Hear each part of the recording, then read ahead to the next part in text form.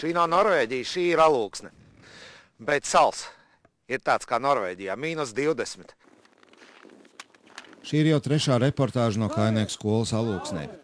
Ja cilvēkam ir vēlme būt karavīram, viņš ir pieteicies rekrutēšanas un atlases centrā, izturējis psiholoģisko, veselības un fizisko normatīvu pārbaudi, tad viņš nokļūst Kainieku skolā. Šie cilvēki formās, kurus redzat, vēl nav pat devuši zvērestu. Viņi mācās un trenējas, bruņoties spēki savukārt vērtē, vai šie cilvēki varēs būt karavīri. Kainieku skolā turpinās karavīru pamatapmācības kurs 6. nedēļa.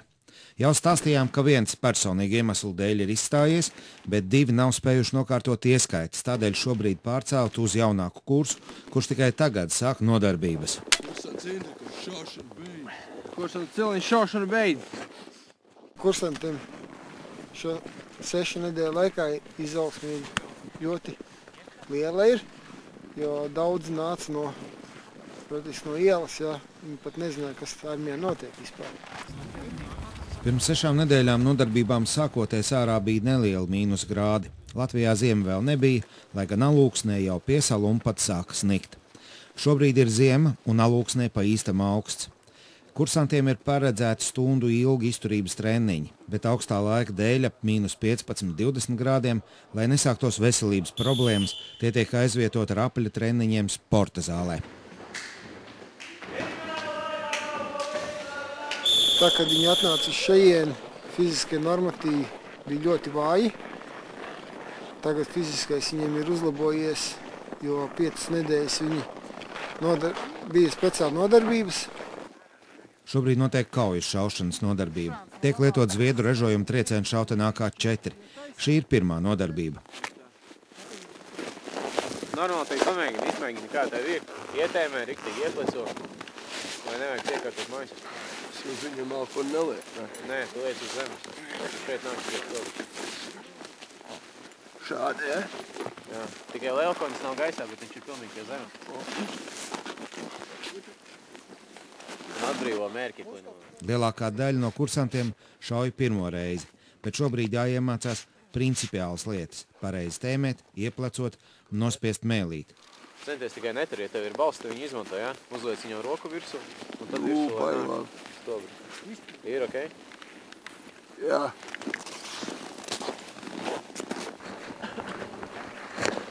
Vai ir tā, ka man tikai liekas, vai jūs esat nedaudz aizsmēcis? Man ir aizsmukus balss nedaudz, jā. Kas noticis? Nedaudz neparūpējos par savu veselību un ar slapjām kājām pastaigāju. Ilmāram Juhņevičam daudzi radinieki ir bijuši armijā, dažādos laikos un dažādās armijās.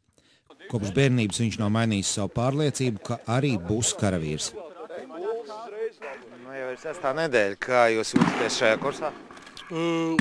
Jūtos iederīgs, jūtos atnācis uz īsto vietu. Es biju gatavs visam, kas te notiek šobrīd. Dzīve kolektīvā un darbības stresa situācijās cilvēkus var saliedēt, vai arī gluži pretēji – šķirt. Vienmēr ir tā, ka cilvēki, kur nevarēs satikt īpaši labi, un vienmēr būs arī tā, ka būs cilvēki, kur saliedēsies vēl vairāk. Kā tas notiek šeit? Te vairāk saliedēšanās notiek. Nav vairs obligātais dienas, kad gadu bija jādzīvo vienā vietā. Te jau katru nedēļas nogalu var braukt mājās un atpūsties no pārējiem biedriem. Aigars Mironovičs ir profesionāls sportists, pareizāk sakot jāsaka bija. Aigars bija hokejists, bet šī sporta karjera beidzās un viņš izlēma, ka turpmāk būs karavīrs. Pašlaik viņš ir izvēlējies instruktoru karjeru. Lai tā varētu sākties, ir jābeidz karavīru pamatapmācības kursu un tādēļ viņš ir Kainieku skolā. Galīgi viss ir ļoti noderīgs. Pēc šitām zināšanām es esmu pārliecināts, ka cēsīs instruktoru kursos nebūtu iespējams tikt. Kursa laikā karavīri apgūst jaunas iemaņas, kuras nelieto civilajā dzīvē, piemēram, ieroču mācību, militāro leksiku, darbības ar rāciju. Orientēšanās tāda interesanta bija. Dziļi pa sniegu bija jābrien, diezgan tas ir grūti. Tagad, protams, šaušana, tāda interesanta diezgan. LKI sākās. Kas tas ir? Laukau iemaņas bija tās tādas interesantas. Vitalds Možvillo gandrīz 2 gadus strādāja apsardzē. Viņš ir bijis arī obligātajā militārajā dienestā. Armijas dzīve viņam nebija sveša, un Vitalds izlēma, ka labāk būt armijā. Savstarpējās attiecības, viss ir kārtībā. Palīdzam viens otram un kāds kaut kā aizmirst, tad pasaka, lai paņem un to tādu. Vajag labi, viss ir kārtībā. Vismaz ar mūsu nodaļu. Pievakarē, kad kļūst tumšs un šaušana vairs nav iespējama pa 50 līdz 100 metrus attālajiem mērķiem, kursanti no poligona tiek atvesti uz kazarmām. Būs jātīra ieroči, un šī būs pirmā reize, kad tas jādara pēc īstas šaušanas, un instruktors jau ir pabrīdinājis, ka visam būs jābūt perfekti paveiktam.